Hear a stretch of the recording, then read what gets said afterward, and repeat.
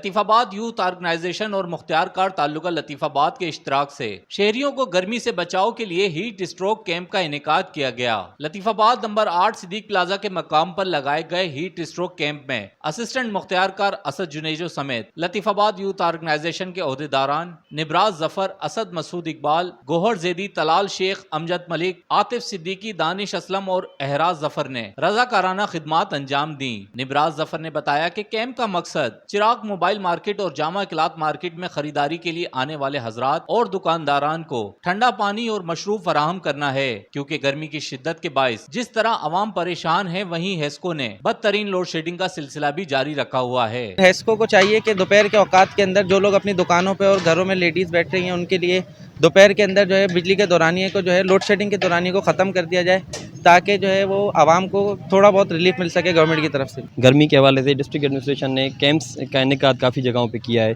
تو کافی ہمارے نبراز جیسے مخیر حضرات جو ہیں ان کو بھی ہم نے ریکویسٹ کی تھی کہ اس طرح کی کیمپس لگا کے لوگوں کو فیسیلیٹیٹ کیا جائے، لوگوں کو ہیٹ اسٹروک سے بچایا جائے۔ لطیف آباد یوتھ آرگنائزیشن کے عہدیداران نے عوام سے اپیل کی ہے کہ گرمی کی شدت کے باعث ہیٹ اسٹروک سے بچنے کے لیے احتیاطی تدابیر اپنائیں اور گھروں سے غیر ضروری باہر نہ نکلیں۔ ریحان غنی، پاسبان نیوز، حیدرآباد۔